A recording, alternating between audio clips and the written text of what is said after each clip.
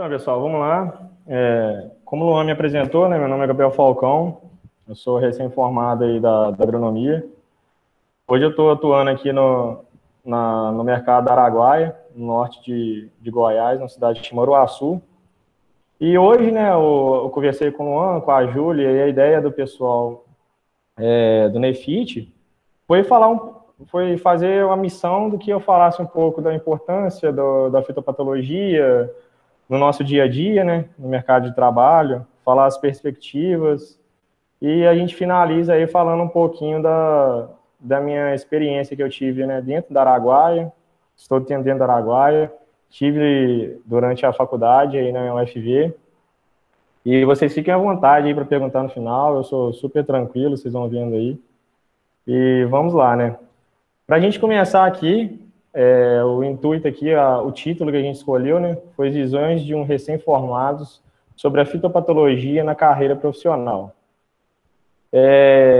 Então, para a gente dividir aqui, né, separar o que a gente vai abordar na apresentação, eu coloquei aqui, né, a importância da fitopatologia, na minha visão, né, de um mercado total, assim, uma visão externa, a fitopatologia na produtividade, as experiências durante a faculdade, né, eu separei aqui em 2 tópicos, experiência interna de estágios na UFV e a experiência externa de estágio na UFV. E a gente finaliza aí com a experiência na Araguaia. Então, né, para a gente começar a falar um pouco da importância da fitopatologia, eu trouxe aqui alguns dados, né, esses dados eles veio da FOB, são dados recentes, né, de novembro de 2019. Essa primeira imagem aqui, a gente vê aí, né, o valor da produção agropecuária brasileira em 2019 em bilhões de reais. Então, eu trouxe isso aqui para a gente ter uma ideia assim, do quão grande, de quão desenvolvido o nosso mercado o agropecuário ele está grande, né? Se a gente focar aqui, ó, na parte de grandes culturas, né, a gente pega a soja, ela sozinha, ela já representa aí, né, um valor bruto de 147 bilhões de reais e uma produção aí de 150 milhões de toneladas. O milho, com seus 63 bilhões de reais, uma produção média aí de 110 milhões de toneladas. E a cana-de-açúcar, com seus 45 bilhões de reais e uma produção aí de 667 milhões de toneladas. E eu trouxe essa outra imagem aqui, que além da gente ver a produtividade, a gente vê como a gente está forte também no mercado externo, né? A gente vê aqui nessa segunda imagem, os principais exportadores mundiais de produtos agropecuários, né? A gente vê aí o Brasil ocupando a 3ª posição, ficando abaixo aí da União Europeia e dos Estados Unidos. E um ponto interessante de a gente ver é o quão a gente pode crescer ainda nessa parte de exportações, né? O quão a gente pode ainda melhorar, ainda trazer o dólar, né? O tão famoso dólar aqui para o Brasil, né? E aí eu pergunto vocês, né? Será que a fitopatologia ela tem influência nesses valores, né? Nesses valores aqui da soja, do milho, da cana-de-açúcar, da carne bovina também, né? Que a gente entra aí querendo ou não, a gente tem uma grande participação aí na formação de pastagens e tudo mais. Então, com certeza, né? A gente vai falando aí de acordo com a apresentação, uns pontos que eu achei interessante de a gente abordar aqui. A gente vai vendo com o macro, né? Vocês têm uma noção muito boa também, eu tenho certeza disso. O quão macro o nosso agronegócio brasileiro está. Eu trouxe outro ponto aqui agora para a gente fazer umas comparações, né? Essa tabela aqui, ela apresenta dados da produção de soja entre os principais produtores mundiais entre as safras 2017 e 2018 e a expectativa para 2019 e 2020, em milhões de toneladas, segundo dados da USDA, em abril de 2020. Então, assim, são dados bem recentes, apesar de ser algumas expectativas, né? Mas são expectativas que já são bem reais, né? Então, se a gente parar para observar, a gente vê o Brasil aí, em abril, né, da safra 2019-2020, desse ano, tendo aí um valor de 124,5 milhões de toneladas, né? E se a gente observar, o segundo maior produtor é os Estados Unidos, né? Se a gente for olhar aí há poucos anos atrás, a gente não era o maior produtor. E nesse ano, a gente não somente é o primeiro maior produtor, mas se a gente fazer uns cálculos aqui, a gente percebe que tem uma diferença entre o Brasil e o segundo colocado, que é os Estados Unidos, de 28,5% a mais, né? Então a gente vê aí o quão forte, né, apesar das pandemias, apesar de tudo que o Brasil está passando, por crises políticas e etc., a gente vê aí, né, como a gente ainda está forte. E o motivo, né, querendo ou não, dos Estados Unidos ter caído um pouco, é devido aí à sua guerra comercial, né, com a China, que faz com que os seus estoques fiquem cada vez mais lotados, e isso sim atrapalha eles, né, na parte quando se faz o planejamento de se vão plantar soja ou se vão plantar outra cultura, né. Então, né, quando falamos em manejo de doença, o que vem à nossa cabeça, né? Se uma pessoa me perguntasse, não, Gabriel, faz um manejo de doenças daquela lavoura lá. Eu não sei vocês, mas a primeira coisa que viria à minha cabeça seria assim, eu vou utilizar algum fungicida para resolver esse problema. Porque, querendo ou não, os agrotóxicos, eles são as ferramentas mais utilizadas, né? Principalmente em grandes culturas. Aqui, gente, não sei se vocês vão percebendo com o decorrer da apresentação, eu vou falar muito de soja, eu vou falar um pouco de milho, mas sempre assim, focado em grandes culturas, porque é o que tô tendo mais vivência e que eu posso passar com mais certeza para vocês, né? Mas então a gente, quando fala em manejo de doenças, né? A gente não pode só pensar, né, em agrotóxicos. A gente tem uma gama, né, vai muito além do que somente os agrotóxicos. Aqui, como por exemplo, a gente tem aí as escolhas de cultivar, né? Hoje em dia, a gente consegue, numa semente de soja, ter uma gama de tecnologias imensas, né? Entre elas, as resistências. Como eu trouxe aqui um exemplo, que a gente pode perceber, eu nunca quis colocar o nome da cultivar para não ficar meio fazendo propaganda, né? Mas olha essa cultivar aqui, ó. Ela é resistente ao cancro da haste, ela é susceptível à mancha olho de rã e ela é resistente aí à pústula bacteriana.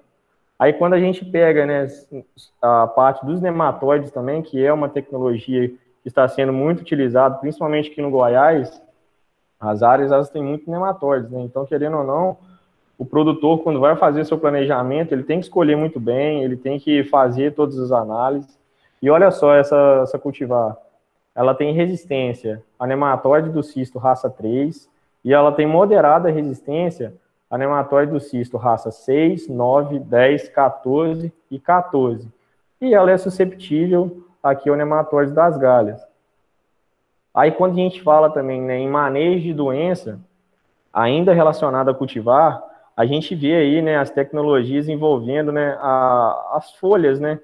Querendo ou não, como vocês podem observar aqui, tem cultivares hoje em dia que as folhas superiores, elas são mais lanceoladas. E qual que é o objetivo, né, de você ter essas folhas mais lanceoladas?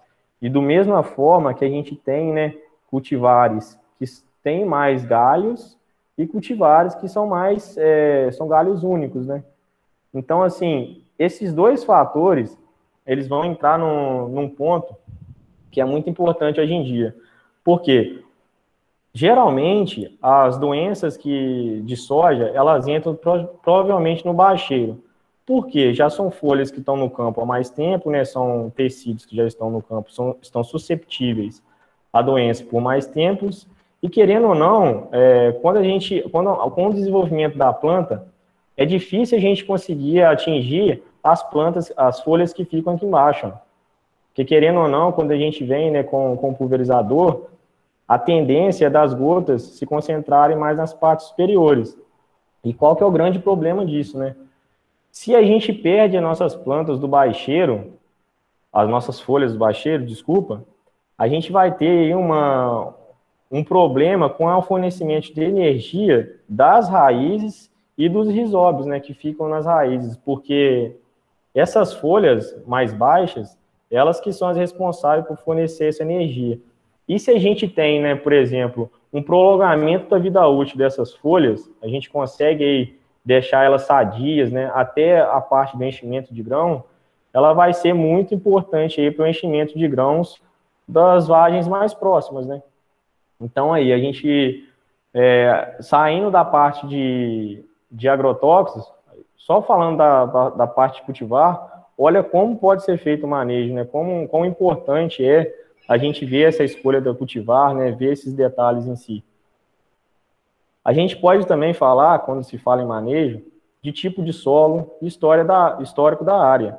No caso aqui, né, se o solo ele é mais alagado ou não, se os solos são mais argilosos ou não, presença de patógenos de solo, como por exemplo, se a gente pega essa cultivar que eu falei aqui, ó, esse exemplo aqui, se a gente vai lá, a gente tem um talhão, a gente faz a amostragem de solo e a gente percebe, né, tem a presença do nematóide das galhas, a gente já não pode utilizar essa cultivar, a gente tem que fazer um planejamento completamente diferente, né?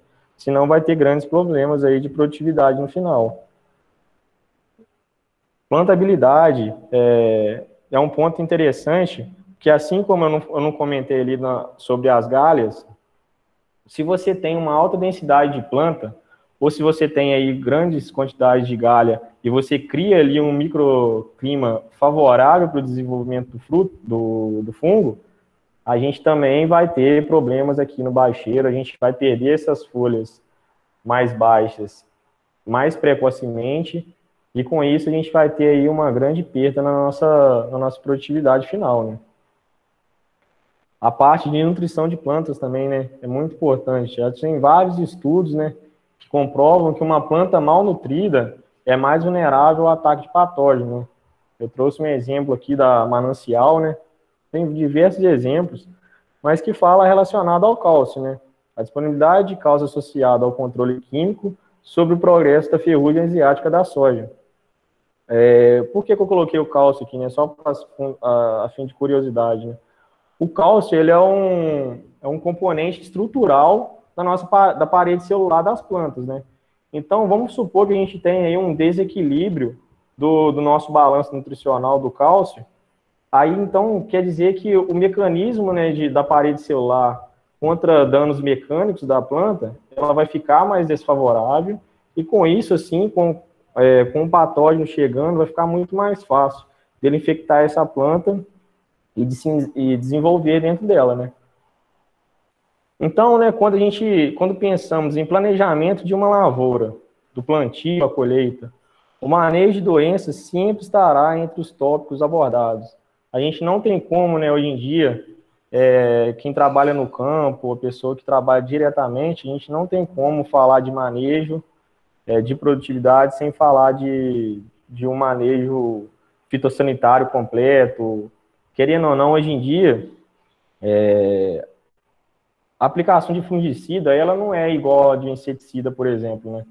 Querendo ou não, quando você tem aí uma fazenda maior, tem pessoas, né, que ficam lá monitorando as áreas, e inseticidas só vão aplicar se tiver a presença do inseto, né, da praga. Já o fungo, ele não é assim. Porque se a gente já começar a ver os sinais ou os sintomas do fungo nas plantas, a gente vai ter aí já tem um problema de produtividade, né? Uma redução da produtividade. O dano do fungo, ele já foi feito na planta. Então, por isso, né, hoje em dia, né, a gente fala que profissionais que são fortes nessas áreas, né, que sabem ir a campo, identificar a doença, saber corrigir, isso aí nunca vai deixar de existir no ramo da agronomia. Pode vir tecnologia aí que eu acho que, assim, a meu ver, essa parte de análise não vai ter como, né? Tem que ser os agrônomos de campo mesmo. Agora a gente entra aí na parte de fitopatologia na produtividade, né? Ah, Gabriel, mas o que você quis, né, inferir falando disso? Eu vou tentar explicar isso aí, trazendo um pouquinho aqui do campeão do SESB, do Centro-Oeste. Foi esse senhor aqui, e ele alcançou aí os 103,19 sacos por hectare. Ele é o Centro-Oeste, no caso aqui, ele está representando o Mato Grosso. E aí eu pergunto vocês, né? Para quem não está muito familiarizado com grandes culturas, né, especificamente a soja, essa produtividade aqui está muito longe de ser a realidade, né? Se a gente for pegar aí dados do Rally da Safra deste ano, né, o Mato Grosso ele ficou aí com uma média de produtividade de 59,3 sacos. Se a gente pega o Goiás aqui, segundo o Rally da Safra, os dados deles, o Goiás ficou com 60,5 sacos. Então, assim, olha a discrepância, né? Olha o quanto a gente pode crescer ainda, né? Hoje em dia, a gente vai ver com o decorrer aqui, para chegar nesse ponto, depende de muita coisa e principalmente de muito dinheiro, né? A gente vai comentar um pouquinho de custo mais à frente, mas, por exemplo, a utilização dos produtos agropecuários estão muito caros, né? Com problema aí com o dólar e etc. Mas então, né, para a gente entrar, falar um pouco aí do manejo desse campeão do SESB, né? Aqui, eu não vou chegar a abordar, entrar dentro falar mais detalhadamente o que são os produtos e etc. Eu acho que não é o objetivo nosso aqui hoje, né? Mas, por exemplo, eu quero que a gente perceba, né, como foi feito o manejo, como o que ele pode ter feito para melhorar, o que ele pode ter feito para reduzir. E quem tem curiosidade, esse case, né, que eles tá divulgado na internet, é só colocar lá campeão do SESB Centro-Oeste, que dá para ver detalhadamente tudo que ele fez, né, do plantio à colheita. Então, nesse slide aqui, a gente percebe, né, na fase vegetativa, ele utilizou, né, os herbicidas na coloração roxa, os fungicidas na coloração azul, os inseticidas na coloração vermelho e os adjuvantes aí com a coloração preta, né? Então, vamos focar aqui na parte dos fungicidas, né? Ele já entrou com TS aí, né, um tratamento de semente, com 2 produtos muito bons, né? Muito bons relacionado ao presente, né? A gente vê hoje em dia a campo aí os produtores falando muito bem. Esse produto aqui, o Certeza, eu até tenho um contato maior com ele, que a empresa trabalha. E ele já entrou com 3 produtos muito bons para problemas com solo, né? 2 aqui para fundo de solo e aqui o Standard Top, ele também é um inseticida, né? Ele tem inseticida presente, a molécula, e o Fortenza. E aí a gente percebe que em V3 ele já entra novamente na lavoura dele e vem aí com uma aplicação muito boa também de fungicida, né? Aí que eu falo a importância de você... Por isso que eu falei a importância de você ter as folhas aqui do baixeiro sadias, né? Eu tenho certeza que ele pensou nisso. Porque ele já entrou com 2 produtos relativamente bem caros, né? E como a gente vai vendo aí que ele sempre vai entrar com um de sítio específico e um de multissítio, no caso que o Orquestra ele tem 2 mecanismos de ação, e o Bravonil aí com multissítio. Em V6, ele já entra aí com Fox e com o Zeb Gold, também, né, nessa mesma sequência de pensamento. O Fox aí com 3 mecanismos de ação e um multissítio. E depois a gente vai, né, para a fase reprodutiva, né? A gente já tem ele entrando novamente em R1 com status e ativo, em R4 com Fox e Uniseb Gold, e em R5.4 com ativo em Bravonil. Então, assim, se a gente parar para observar, você fala, nossa, Gabriel, mas ele entrou 5 vezes com aplicação de fungicida. Geralmente, as aplicações de fungicida são as mais caras, né? Então, assim, o objetivo desse campeão aqui, ele não viu, assim, a relação muito bem com o custo, né? Lógico que tem que sempre estar embutido isso, mas ele quis ter uma alta produtividade, e ele conseguiu, né? Ele foi feliz nisso, com seus acima de 100 sacos, né? Que hoje em dia é o que todo mundo almeja. Mas se a gente for pegar aí na realidade, esse manejo, ele fica muito inviável, né? Porque, querendo ou não, aqui a gente já está tendo um gasto enorme com agrotóxico em geral, né? Se a gente for pegar aqui tudo que ele utilizou, fungicida, inseticida, herbicida, já dá um valor praticamente quase que de uma lavoura aí, se você colocar a baixa produtividade, né? Ou média produtividade. Então, o que eu gostaria de falar agora, que a gente comentou sobre esse manejo aqui dos agrotóxicos, é perguntar, será que esse a mais que eles fizeram com a utilização dos fungicidas, será que deu alguma diferença, né? Será que foi realmente significativo? E eu tenho certeza que, assim, foi um dos pontos chaves, assim, para ele conseguir essa alta produtividade, né? Porque, querendo ou não, ele blindou completamente essa soja. Pega do início, né, na parte vegetativa, logo lá em V3, e ele foi até R5.4 com ela praticamente aí, com período residual, com ela completamente protegida, né? Aí agora a gente finaliza um pouco aí falando da parte de fitopatologia em si, e vou entrar agora falando um pouco, né, da experiência que eu tive aí na faculdade, e, e eu coloquei esses tópicos aqui, mais para falar o que mais me chamava a atenção durante a minha graduação, né? Eu coloquei aqui o primeiro tópico de medos e receios, né? O que eu quis falar com isso aqui? Porque eu não sei se alguns de vocês também é assim, mas quando eu entrei, eu tinha muito medo de falar assim, será que daqui a 5 anos, né? Esperava eu que eu ia formar com 5 anos, né? Será que com 5 anos eu vou formar e eu vou ser um bom profissional? Quando eu cheguei no meu segundo período, eu falei, nossa, será que eu estou me esforçando bem? Aí depois eu começava a observar os meus amigos, observar pessoas que ficavam ao meu redor, e muitas delas sempre tinham algum diferencial. Um era bom no inglês, o outro ou ele já tinha uma vivência muito boa de campo, o outro era muito inteligente, e eu falava, nossa, eu acho que eu não me encaixo em nenhum desses perfis, né? Então eu tenho que fazer alguma coisa. Foi aí que eu tive, né, o meu objetivo traçado da faculdade, né? Desde o meu primeiro período, eu já coloquei na minha cabeça que eu falei, ó, eu preciso ter um diferencial, eu não sei se vai ser esse o melhor, mas eu vou focar nele. Então eu tive meu objetivo aí de tentar aproveitar ao máximo, né? Cada tempo que eu tinha de, de fazer estágio, não fazer estágio só numa área, conhecer um pouco de tudo, né? Eu queria conhecer a fruticultura, a olericultura e, claro, as grandes culturas, né? Que era uma paixão que eu tinha desde quando eu entrei. Eu até pensei em ver um pouco de pecuária, mas assim, no primeiro período, né? Vou falar ali em seguida. Eu já comecei num estágio na fruticultura, aí eu já vi que era aquilo que eu queria e eu deixei a pecuária de lado. Mas aí, quando eu comecei a querer fazer estágio, eu estava dedicado, estava empenhado, veio os desafios, né?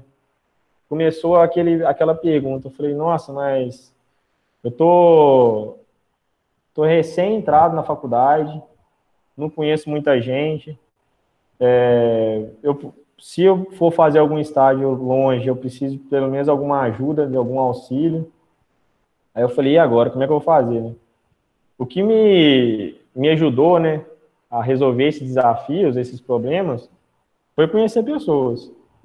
Para mim, eu falo que, assim, o fato de você conhecer pessoas é a melhor coisa que tem, porque, querendo ou não, quando você está observando uma coisa, está olhando para uma coisa, você não consegue enxergar, mas a partir do momento que você conversa com outra, ela te fala, né, algum ponto que você não observou, ou ela te dá dicas, e querendo ou não, eu fui sempre, graças a Deus, muito feliz com as pessoas que apareceram na minha vida, né. Então, foi aí que eu comecei o meu primeiro estágio, né, na estagiário na fruticultura. Quando eu cheguei na graduação, eu fiz amizade com um veterano meu, e ele estava lá na fruticultura, a gente fazia parte aqui, né, do Japfrut. E ele ficava na parte ele trabalhava com limão, só que eu já fui para a parte do melhoramento genético de maracujá, né? Fiquei lá durante 2 anos com o professor Carlos Eduardo Magalhães, e o professor, ele foi um dos responsáveis por, assim, eu realmente falar assim, nossa, eu quero agronomia, mas daqui a pouco vocês vão saber o motivo.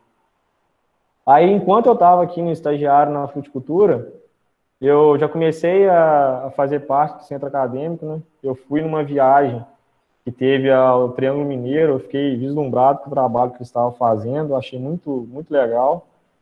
Aí eu comecei, né? Eu me candidatei e fiquei como secretário-geral no Centro Acadêmico de Agronomia. Fiquei durante um ano. Aí logo depois eu me candidatei aqui ao trainee da Agroplane. Então aí eu fiz o processo seletivo, passei e logo em seguida eu já queria ver um pouco sobre olericultura. Então, assim, eu tentei conciliar, assim, foi bem difícil nessa época, porque o trainee é um pouquinho bem puxado, tem muita atividade. Só que aí eu consegui conciliar um pouquinho, assim, né, querendo ou não, eu deixava um pouco o núcleo de estudo para as horas que eu não estava fazendo as atividades da Agroplan, ou era vice-versa, eu tentava conciliar os dois. Aí eu consegui ver um pouco aqui, né, eu trabalhei com tomate, com o professor Deli, e fiquei 6 meses, né, que eu consegui ver o que eu queria, e continuei na Agroplan, né. Então eu fiquei como trainee, subi para assessor e fiquei como gerente de gente de gestão aí durante 6 meses, né, totalizando aqui 1 ano e meio. E meu último estágio externo na faculdade foi no laboratório de interação planta-patógeno, com o professor Fabrício. E lá eu já decidi, né? Eu falei assim, eu já vi um pouco de fruticultura, vi um pouco de olericultura, e a paixão pelas grandes culturas nunca foi embora. Então eu falei, não, então é isso aqui que eu quero seguir. Então eu já dei enfoque aí em doenças de soja, né? Enquanto eu estava lá, eu fiz o meu TCC com fosfitos no manejo de mofo branco. Foi muito bom, conheci pessoas muito, muito prestativas, amigos lá dentro do estágio. E com isso foi meu último estágio interno, né? Aí agora eu vou falar as experiências que eu tive, né, externamente. Esse aqui foi o meu primeiro estágio externo, para mim foi enriquecedor demais. E como eu falei, né, que era graças ao professor Carlos Eduardo que eu falei que realmente era aquilo que eu queria me tornar um agrônomo e tal, foi por causa do que eu fiz o estágio que eu fiz do Grupo Tsug, né? O Grupo Tsug, ele é uma fazenda com produção de abacate, café e lixia, uma região aí do Alto Paranaíba, bem próximo ao Triângulo Mineiro, né? Uma região que eu gostava muito. E o que mais me chamou a atenção lá, que vocês podem ver aqui, né, janeiro de 2017, eu tinha entrado em 2015, eu não na minha cabeça eu não sabia nada. E realmente, eu acho que eu não sabia muito mesmo, não. Mas só que a partir do momento que eu estava com esses caras aqui, ó, principalmente o Lucas e o Emílio, que eram os agrônomos da fazenda, eles me ensinaram muita coisa, muita coisa. E por mais que a gente fala assim, né, a gente acha, nossa, a gente não sabe nada, que eu tenho que melhorar, sim, a gente tem que melhorar mesmo, mas a UFV, ela dá uma base muito boa pra gente, e a partir do momento que vocês vão colocando em prática, vocês vão vendo. Aí eu fiquei 2 meses, e o meu segundo estágio externo foi na prefeitura de Nova Friburgo, né, onde eu trabalhei com hortaliças, tomate, hortaliças folhosas como alface, repolho, e vi bastante também sobre flores. Esse estágio aqui foi na época que eu falei que eu estava fazendo estágio com o professor Derli, que eu queria ver um pouco de olericultura, né? Eu queria mesmo, era ter ido lá para o Triângulo Mineiro, que é uma região muito forte, só que teve alguns problemas, aí eu falei, não, eu não quero ficar à toa, não quero ficar à toa. Aí surgiu essa oportunidade, foi muito bom, eu falo que assim, foi mais que amigos lá, né? Foi família. Então eu fiquei lá durante um prazo aí de 2 meses, e teve uma vivência boa também de campo, assim. Vi um pouco da parte comercial, mas bem mais fraco. E meu terceiro estágio externo foi na Central Campo, né? Aí em Viçosa mesmo. Essa aqui foi realmente uma visão mais comercial. Tinha profissionais aqui também muito bons, né? O pessoal aqui, os agrônomos, a gente acompanhava eu e o Rafael, aí de Viçosa também. A gente acompanhava eles, via como eles lidavam, né, como eles falavam com os produtores, quando aparecia um problema, como eles reagiam com aquilo, né, até mesmo na comercialização, né. Então foi uma visão aí muito boa e que me chamou a atenção para a área comercial, né. Foi aí que eu falei, eu acho que é uma área que eu gostaria de trabalhar, porque querendo ou não, eles me tiraram também aquele preconceito, né, de que tem que empurrar produto, tem que empurrar produto. Eu falo que hoje em dia ainda tem muito isso. Tem muitas empresas aí que empurram produto. Só que, assim, não são todas, sabe? Empresas não, né? Tem consultores que não empurram produto. Então, foi uma visão muito legal.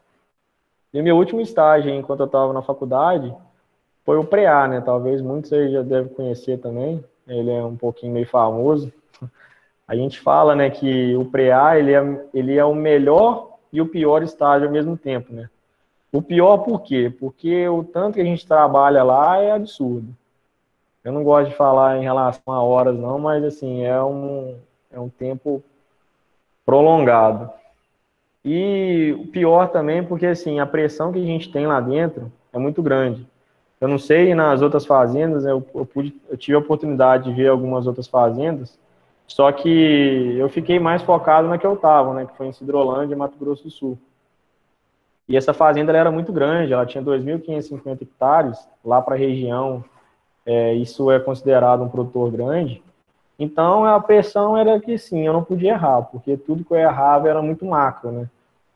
Poderia dar um prejuízo muito grande. Então a pressão era muito grande, tanto no trabalho a campo, quanto no trabalho de escritório, né? Tinha que fazer relatórios todo dia, você estava cansado, queria comer, e não dava tempo, assim, era desgastante, mas isso tudo eu tenho certeza que, assim, me fez chegar até aqui. Eu falo que esse estágio do PREA, ele foi um dos responsáveis por eu estar na Araguaia hoje, né?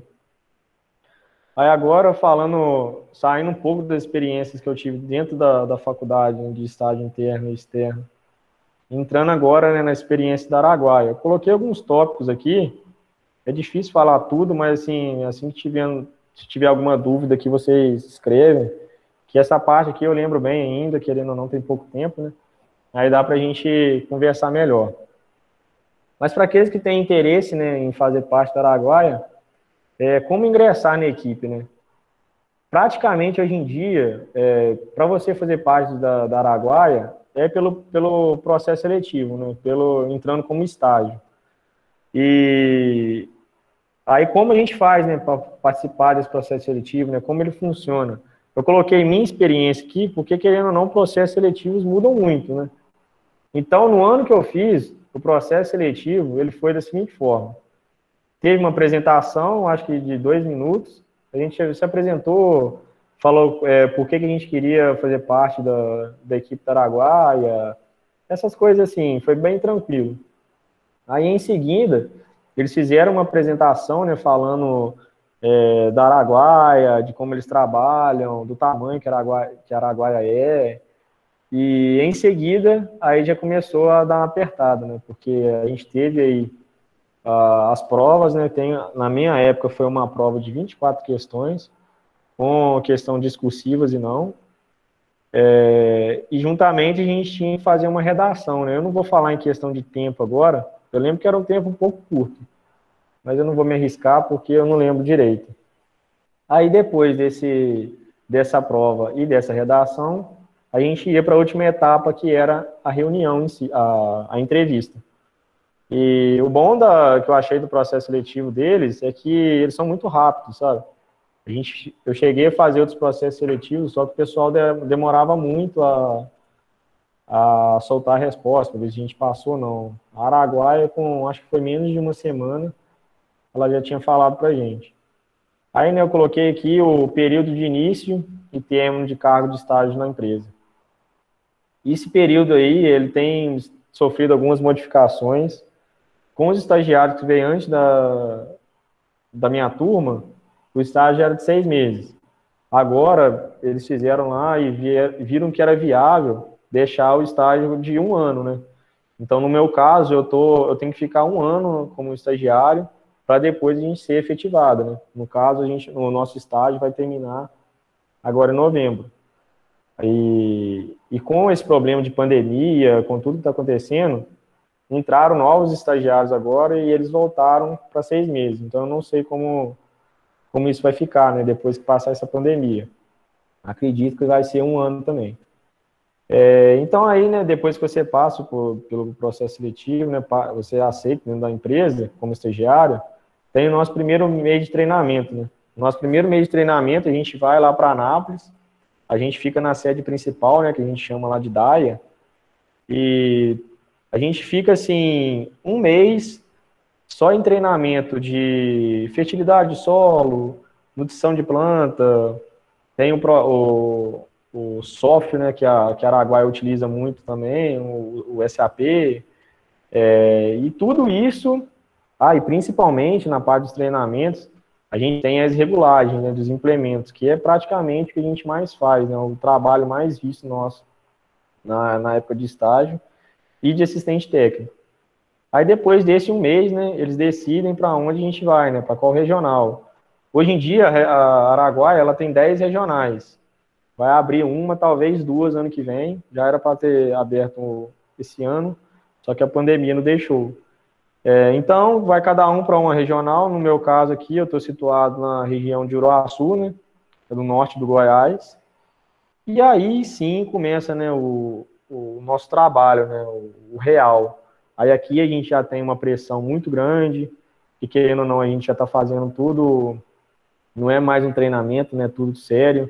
Se a gente errar numa regulagem, o erro é muito grande, depois que você vai ver, é muito difícil corrigir, tem erros que não tem como nem corrigir, né? E aí a gente vai para as regionais e começa a fazer nossas atividades, né? Então, eu vou falar um pouquinho aqui das atividades que a gente desenvolve, né? A primeira dela aqui, eu coloquei a realização de auditorias, né? O que são essas auditorias? Nada mais é do que a gente vai no cliente, né, que é cliente da Araguaia, ele tem uma área já delimitada, né, que a gente vai fazer essa auditoria, e nada mais é do que a gente colher, a gente vai com os colhedores, né, independente de quantos colhedores tem, a gente tem que fazer com que ele escolha uma área que fique de 15 a 20 hectares. Para a gente, no final, a gente fazer um cálculo de produtividade através desses 15 a 20 hectares e através, né, dos pesos dos caminhões, né? Querendo ou não, os tratores, né, a bazuca, a colhedora, ela joga direto no caminhão.